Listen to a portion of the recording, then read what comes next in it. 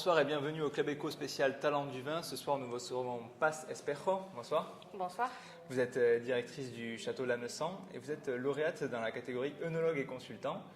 Il y a peu de femmes chez les œnologues, il y en a de plus en plus malgré tout. Est-ce que vous pouvez nous expliquer votre parcours puisque vous êtes arrivée à la direction du Château Lanessan en 2009, je crois? Oui. Comment êtes-vous venue à cette profession d'œnologue? En fait, quand j'ai terminé mes études de biologie à Madrid, je ne voulais surtout pas faire ce qui s'offrait à moi, c'est-à-dire la recherche ou l'enseignement. Et je sentais que je ne pouvais m'épanouir en fait que dans une profession où l'intuition et la nature pouvaient compter beaucoup. Donc, par le hasard des choses, j'ai découvert en fait l'énologie et je me suis dit, tiens, ça doit bien coller à ce que je recherche. D'autant plus que ça se passe à Bordeaux, qui était une ville qui m'attirait. Je parlais le français depuis toute petite. Donc j'avais envie de connaître aussi si c'était vrai que tous ces vins de Bordeaux étaient si bons et que la région était si sympa. Donc c'est comme ça que j'ai commencé en fait par des études d'énologie et je suis restée après depuis 1997. D'accord. Vous avez commencé vos études à Bordeaux et après Oui. vous avez fait un petit tour du monde. Voilà, oui, j'ai fait l'Italie, l'Espagne, l'Argentine pour m'installer à Bordeaux grâce à l'opportunité que m'a donné un négociant. D'accord. Au cours de ce parcours, vous avez appris deux choses, je crois. Un vin qui se vend, c'est celui que le consommateur réclame. Oui. Et un vin, c'est avant tout aussi une histoire dont il faut savoir parler pour le Exactement. vendre. C'est important ces choses-là? C'est très important. C'est très important parce qu'aujourd'hui, il y a une concurrence extraordinaire.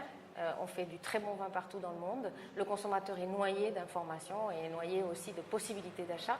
Et comment faire la différence? C'est aussi parce qu'on va vers lui, parce qu'on lui explique, parce qu'on communique avec lui et qu'on lui donne une envie. Et on lui donne une envie en parlant passionnément de ce produit et en communiquant, en connectant avec lui notre propre passion. Donc je crois que cet attachement se fait en plus de façon très fidèle après. Quand on arrive à faire comprendre notre vin et ce qu'il y a derrière, c'est notre propre personnalité, notre envie de lui faire plaisir, il reste attaché au produit pratiquement toute sa vie en fait. Je l'ai dit, vous êtes arrivé à la direction du Château Lanessan en 2009. Votre mission, c'était de réveiller ce château qui était un peu endormi. Comment vous analysez ce choix qui a été fait par la famille Bouteiller de céder en fait son domaine à une personne étrangère à la famille?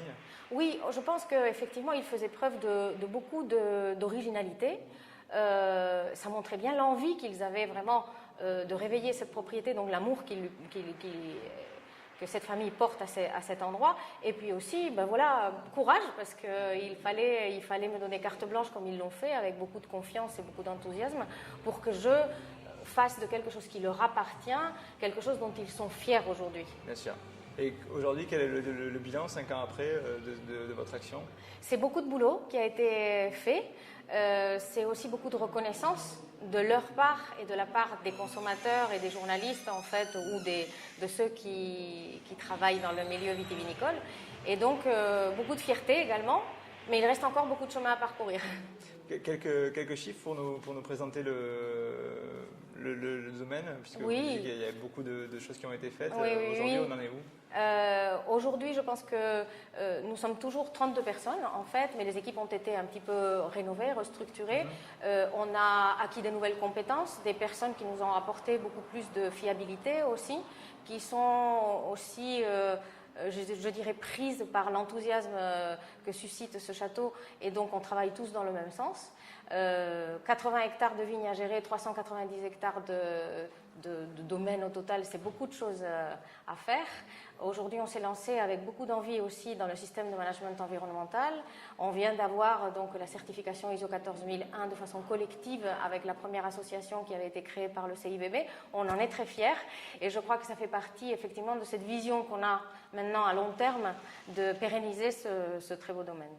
Écoutez, merci Paz Espejo de nous avoir présenté le domaine Lanessan et félicitations encore pour votre prix dans la catégorie œnologue et consultant pour cette première édition des Talents du vin. Merci beaucoup. Merci à vous.